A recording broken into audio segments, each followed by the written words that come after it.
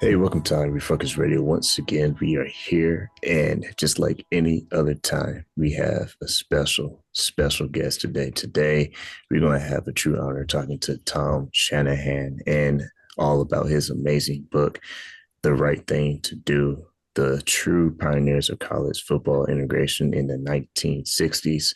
Today is going to be a actual history lesson. So I'm excited to learn about more about this book and also about Tom as a person. So first and foremost, Tom, you have other books that you have written as well, but we'll be focused on this one today.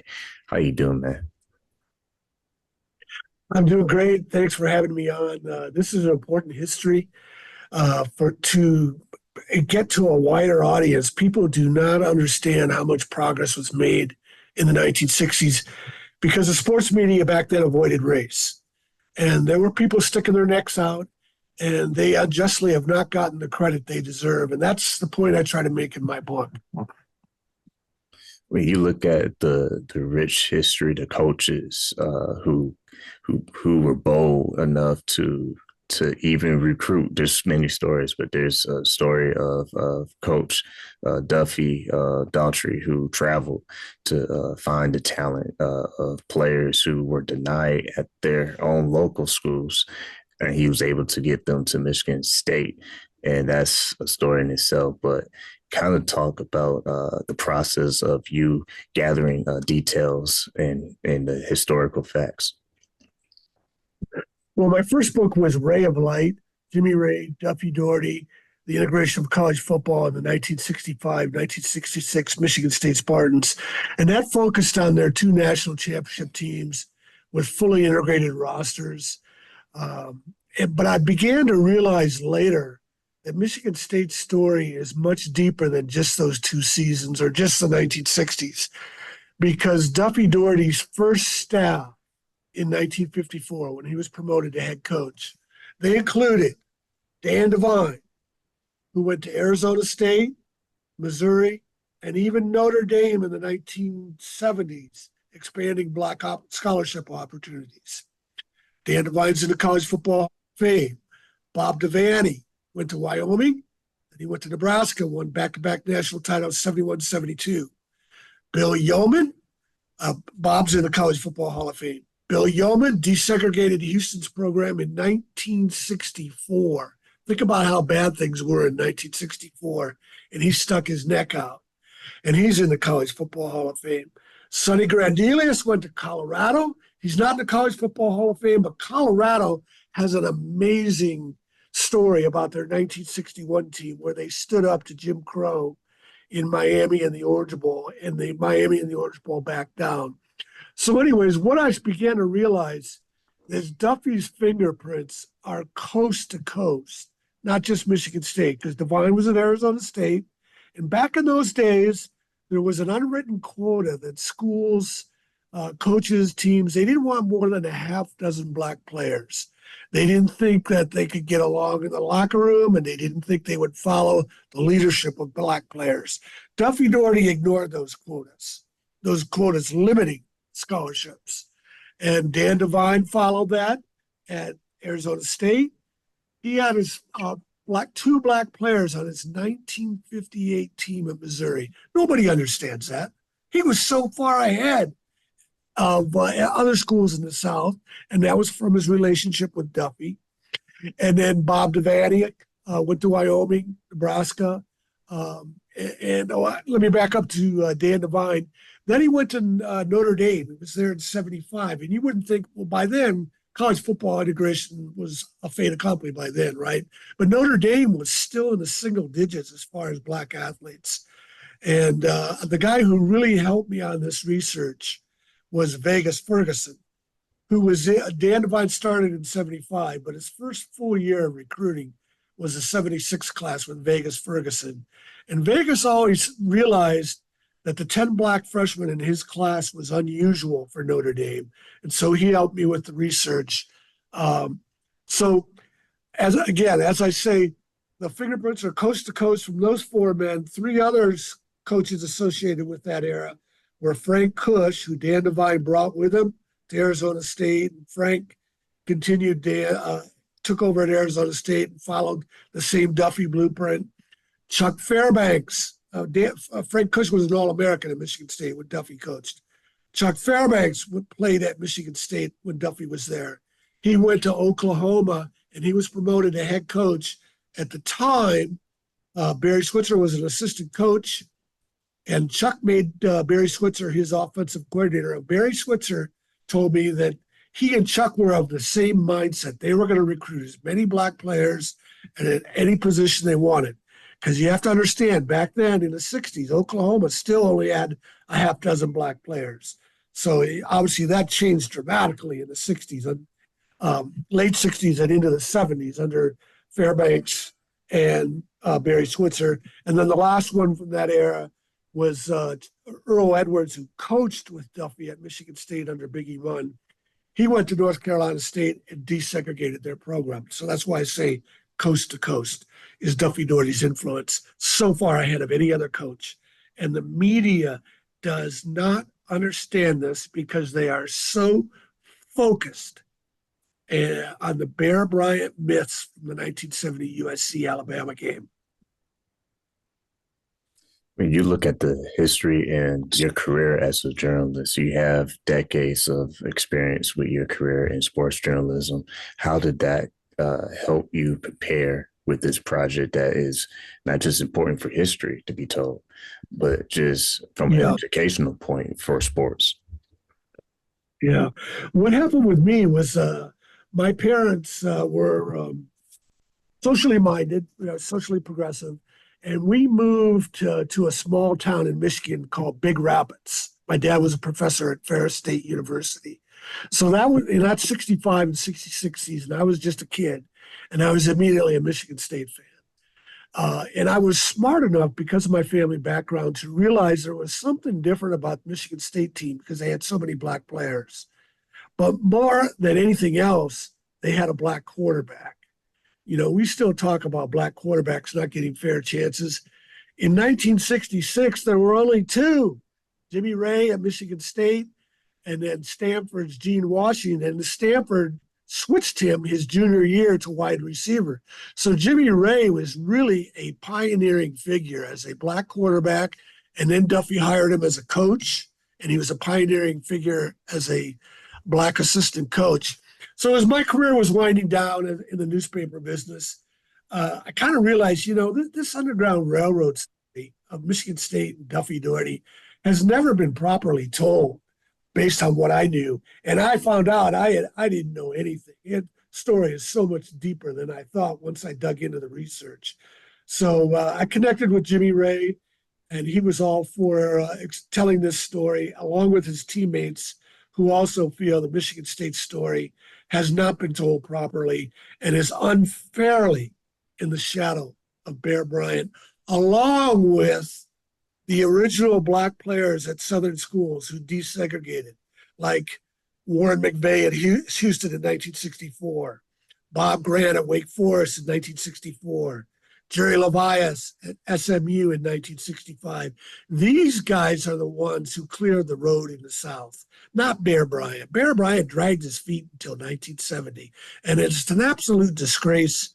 It's a sports journalism failure, and I'll debate anybody, anytime, anywhere about this. It's a sports journalism failure that in the 1960s, the sports media avoided race. They did not document these milestones that Duffy Daugherty's teams were establishing, and as well as his assistant coaches as head coaches, as well as Jerry Levias, Warren McVeigh, and Bob Grant, and these other individuals who stood up to the KKK. These guys played through death threats. And you're going to tell me Bear Bryant waved his wand in 1970 and segregation is over? It's a disgrace. But the media continues to repeat that out of deference to the Bear Bryant legend without fact checking. The importance of revisiting this part of history and to kind of put on display the facts that press was silent during these milestones that are being made. How important is it for these younger athletes to to be taught this part of history in sports because Yeah. it's something that you don't hear about. Yeah, they don't know it. Black and white kids alike, they don't understand how recent segregation was. That's what when I do get a chance to speak at a school or in these interviews, I say segregation is recent history, not ancient. The kids today, they don't realize that in the 60s, if they grew up in the South, they weren't allowed to play for their major school, and they had to hope they could get a chance to go north. Michigan State was the true North Star for these kids. There's a guy named Garland Boyette who is from the Houston area, and he played. He went to Northwestern because he worked at a hotel as a teenager for a Northwestern alumnus, and he hooked him up with Ara Parsons at Northwestern, and he got a scholarship, and he went to Northwestern.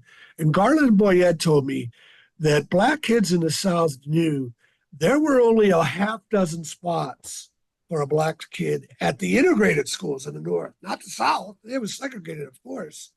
And so they knew there were only about a half dozen spots available to a black kid, and they hoped that they could be that one kid from the South. Well, Garland got his chance. He went to Northwestern. He felt isolated on the campus, as you know, it's a predominantly white campus. And he came back home and he played for Eddie Robinson at Grambling. He got drafted by the St. Louis Cardinals in 1962. He is the first black player to start at middle linebacker in 1962. Again, this wasn't reported by the media. So by the late 60s, the Kansas City Chiefs are in the Super Bowl, and everybody assumes that Willie McNair was the first black starting middle linebacker for the Chiefs. He wasn't. Garland Boyette was. So there's just so much history that that has been paved, and kids need to understand the sacrifices these guys went through. Let me tell you a great story along that lines. Bob Grant, the first black player in the Atlantic Coast Conference was Darrell Hill at Maryland. But Darrell Hill was a senior transfer from Navy. He only played 1 year, and he had to put up with a lot of abuse. He was cheap-shotted. The fans were calling out the N-word, throwing stuff at him. But he only played 1 year, and Maryland did not continue to recruit black players for another 2-3 years. But Wake Forest in 1964 was the first school from a major Southern conference to recruit black athletes out of high school. Bob Grant was one of them from Jacksonville, North Carolina. The other was Butch Henry from Greensboro, North Carolina. And Bob Grant was already committed to Michigan State. Duffy Doherty had gotten a commitment from him. And then one day his high school coach called him into the office and said, Bob, Wake Forest wants to desegregate. And I think this is where you should go. And Bob said, wait a minute, I'm going to Michigan State. I'm going to win a national title there. Because he was friends with Jimmy Ray. Jimmy Ray went up to Michigan State in 1964. And his high school coach, and remember, back in those days, there were no internet recruiting services. The most important person in a high school athlete's choice was his high school coach. And Bob's high school coach told him, said, look, you can go to Wake Forest and you can open doors for future black athletes. And so that's what he did. He had to put up with a lot of stuff while he was there, but he was an all-conference player. He was the first black player to make all-conference in the ACC. And then he was the first black player from a major Southern Conference school, Wake Forest, to be drafted in the NFL in 1968 by the Baltimore Colts. He was a second-round pick, and he played on the Colts Super Bowl teams. So the kids today have to understand these guys paid a stiff price to open doors, and we don't understand. We dismiss. We don't understand how hard it was back then. But that's what it took. Throughout American history with race relations, things go step by step, until we finally break through. And the civil rights movement is thought of as just a couple of years in the 60s. No, it started with Martin Luther King and the Montgomery bus boycott in 1955.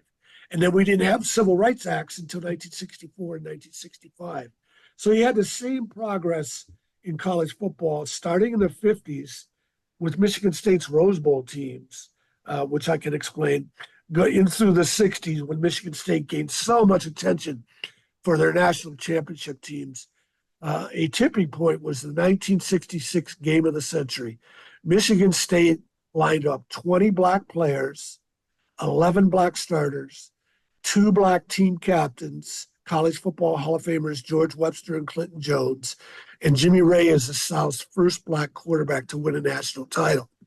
Notre Dame had one black player, Alan Page, and that was typical of integrated programs back then. They didn't have more than a half dozen.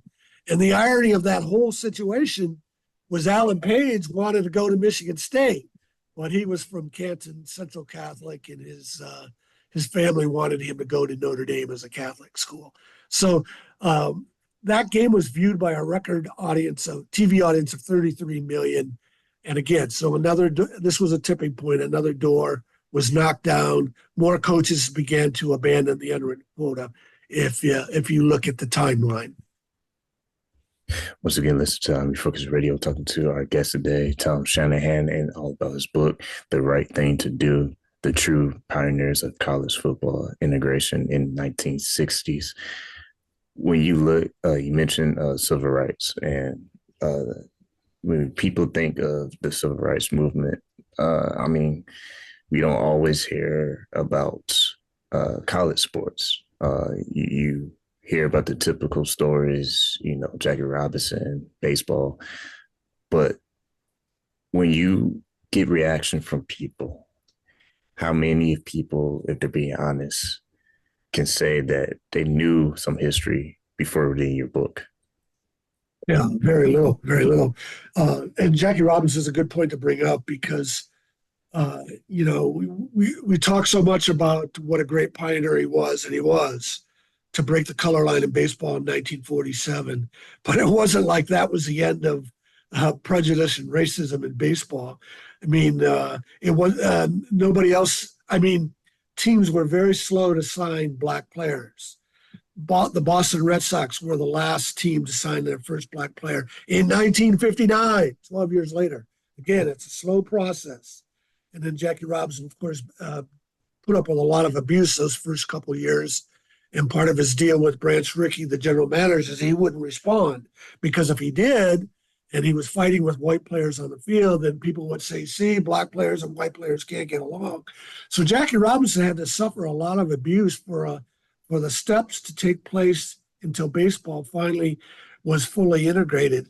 It was never an overnight story like Bear Bryant, Alabama, and USC fans want you to think about the 1970 USC Alabama game. And it's a myth that was made up 20 years after the game was played, and the only truth to it is the final score and the box score. That's it.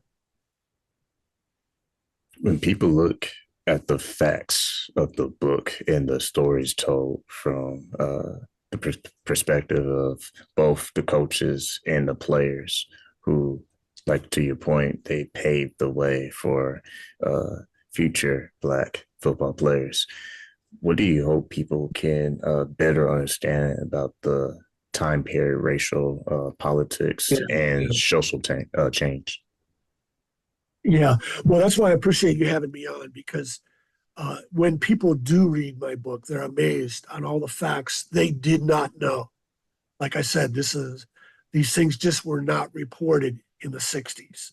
It was a vacuum that the USC Alabama game filled. So people are always surprised. They say they learned so much. The problem is,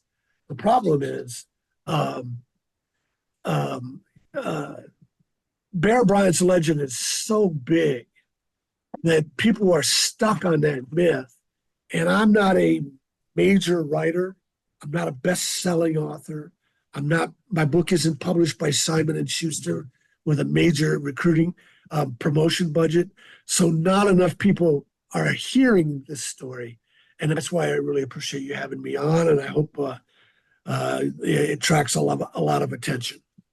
That's shocking to hear, because when I looked over your website, the first thing I thought was like, Wow. Okay. This guy has been in the game for a while when it comes to writing and sports journalism.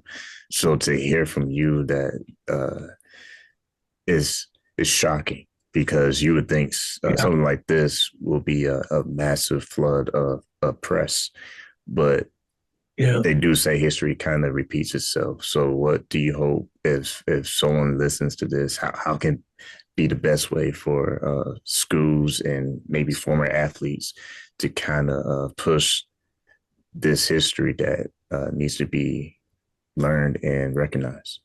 Yeah. Yeah. Just spread the story the best you can. I've reached out to names that you would recognize. I'm not going to call them out, although I probably should. And you'd be surprised that they don't respond. So a national guy used to always tell me in emails, "You got the story right," but when I talk about coming on his show, I never get an answer back. Mm, So what does that tell you? They just don't. Everybody's afraid of Bear Bryant. They don't want to challenge that legend. mm. And it's extremely disappointing. And like I said, I will debate anybody, anytime, anywhere on these facts. When you look at how players today they have the opportunity for NIL deals, and I would say a lot of these opportunities that hopefully they appreciate knowing. If they don't know, they should know history, where it all began. That today it's a very different way of playing sports now because there's so much opportunities compared to just facts from your book. And I want to make that point Yeah, because if you don't understand the privilege is to be in today's sports versus back then, what do you hope young yeah, athletes can appreciate from that point of view? yeah. If we don't know where we've been, how can we know where we're going? That old expression. Yeah. And another good point along that line, it's not just players, but going back to my first book, Ray of Light, both Bubba Smith and George Webster, college football Hall of Famers, who would be in the Football Hall of Fame if it wasn't for injuries. All the old time pro NFL writers say that. But I always say this: Bubba Smith is the most famous Michigan State football player. George Webster is the greatest. That's unquestioned among the players from those 65, 66 teams. But Jimmy Ray is the most socially significant. Not only was he a black quarterback when there were no black quarterbacks, but he has been a mentor to black coaches from when he first became an assistant at Michigan State in 72, made a move to the NFL in 1977. And that includes Tony Dungy. Tony Dungy wrote the foreword for Ray of Light. Tony Dungy said at his Hall of Fame induction, he cited black coaches who helped bring him along as mentors. And one of the names he cited was Jimmy Ray. But in those days, this is another reason why Jimmy Ray isn't fully appreciated. When he was in his prime years to become a head coach, there were no black head coaches. So you can't grade him on that scale. He didn't get a fair chance. The great thing the Pro Football Hall of Fame has done in recent years, and this is in my book, The Right Thing to Do, is they started what's called the NFL Awards of Excellence. And this is for NFL people kind of behind the scenes. And one of those categories is assistant coaches. In 2022, Jimmy Ray was in the inaugural class. The next year was Sherman Lewis, who was also a Michigan State All-American from the South, third in the Heisman Trophy in 1963, hired him in 1969. Jimmy Ray, he didn't get a chance to be a head coach. You can't grade him on that scale. And the Pro Football Hall of Fame has done something good with this NFL Awards of Excellence. And then in the inaugural class was Jimmy Ray in 2022. And in the next year, 2023, was Sherman Lewis. Again, Duffy Daugherty's fingerprints. He had two black coaches, assistant coaches in 1972, Sherman Lewis and Jimmy Ray, before a lot of schools were just getting around to hiring their first black coach. So Duffy Daugherty's fingerprints extend to coaching at the Pro Football Hall of Fame, or we could say the NFL, because it's not an NFL award, it's a Pro Football Fame Award. That's the impact Duffy Daugherty had on college football integration among players and coaches. There is no other figure close to him, but you won't hear that from the mainstream media. They think Bear Bryant waved a wand in 1970. Yeah, the Bear Bryant's the same guy who dragged his feet until 1970, was desegregated in 1963. Once again, listen to Refocus Radio and talking to our special guest, Tom Shanahan. We've been talking about his book that you can get right now on his website, tomshanahan.report. It is the right thing to do. The true pioneers of college football integration in the 1960s. It's also available on Amazon, anywhere you can buy a book. Man, before we let you go, because time has been flying, I want to stress a point that I think this is a very great opportunity for maybe coaches around the country to introduce the players to this book so they can better understand that they didn't just wake up one day and got an opportunity to play for a university, but that these paths were made by players before them. So we hope maybe coaches maybe want to reach out to you and maybe have you travel and talk to their college students. I'm always available for that. It's a great idea.